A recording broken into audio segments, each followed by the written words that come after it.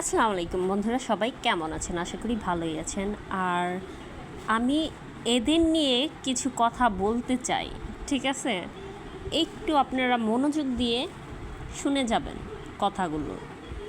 আপনার যেটা না বললেই না, ফেসবুকে ঢুকলেই তাদের কাহিনীগুলো দেখা যাচ্ছে, ঘুরছে, মাথার উপর দিয়ে চলে যাচ্ছে, ঠিক আছে? তো এদের সার্চ দিলাম, তো এদেরকে নাকি বলা হয় আপনার মানুষকে তারা সাহায্য করে থাকে। তো ভাই, আপনারা সাহায্য করেন, বেশ ভালো কথা, কয়েকজন মিলে সাহায্য করেন। এরকম অনেক লোক আছে সাহায্যর নামে নিজের পকেট ভরে, আবার অনেকেই আছে সত্যিই সাহায্য করে।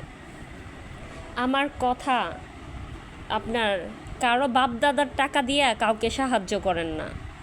এক একজনের কষ্টের টাকাই আপনাদের দেয়, সেগুলাই সাহায্য করেন, কিন্তু সেগুলো তো আপনার ভালোভাবে সাহায্য আপনারা করতে পারেন না।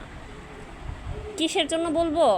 আপনার ওই যে ছেলেটা যে মারা গেল, ওই ছেলের নাকি আপনার 30 লাখ টাকার দরকার ছিল, 35 লাখ টাকা উঠে গেছে, ওইটা নিয়ে আপনার দুনিয়ার কাহিনী। আরে এগুলা তো মানুষের কষ্টের টাকা দিচ্ছে। ওই ছেলেটা বাটপার থাক, টাউট থাক, যা থাক, ওর জন্যই তো সবাই টাকা দিচ্ছে, ঠিক না? ওর টাকাটা ওকে বুঝাইয়া দিতেন। ও মারা গেছে, ওর ফ্যামিলিতে বুঝাইয়া দিতেন। ওর কি একটা ভিডিও নিয়ে আসছেন, মূর্তিতে দান করতে বলছে।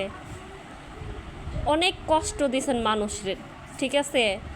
আবার আপনি লাইভে আইসে আরেকজনের গালাগালি করেন, আবার সে আবার কি ব্যবসা করে সেটা নিয়ে কথা বলেন। এক একজনে এক একভাবে কথা বলেন।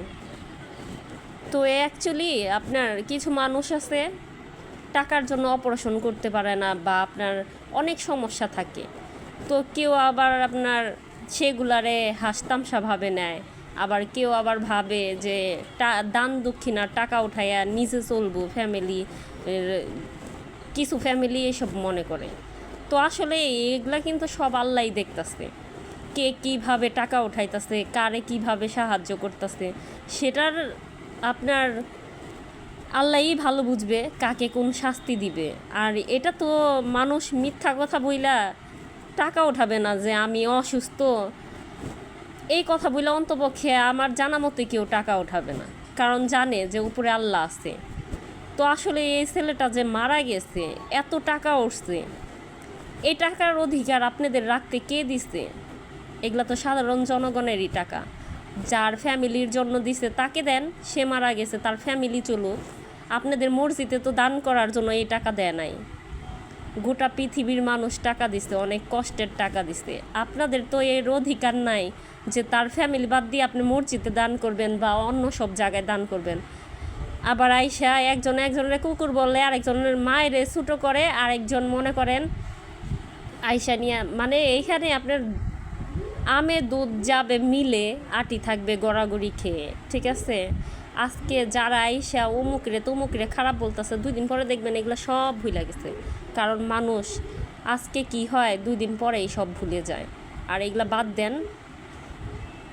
আবার দেখি এক একজনের আইফোন কেনার জন্য টাকার দরকার। আসলে মানুষরা কি এতই বোকা? আপনারা আসলেই বোকা, পাগল, আপনারা পাগল। যে একটা মানুষ আইফোন কিনবে দেখে আপনারা টাকা দিয়া দেন, একদিনে এত টাকা দিয়া দেন। আরে একটু আপনারা ভেবে দেখেন, কিছু মানুষ না খায়া রইছে, তাদের মুখে খাবার দেন। যারা আছে তাকেই আপনারা দেওয়ার জন্য উঠা বুড়া লাগেন। আর এগুলা নিয়ে আসলেই কি বলবো। আবার এগুলা নিয়ে ভিডিও করলেও আপনার এক একজনে এক এক কথা বলবে। তো এখানে অনেকেই আছে, সবাইকেই আমি অনেক পছন্দ করি, কারণ তারা অনেক ভালো কাজ করে।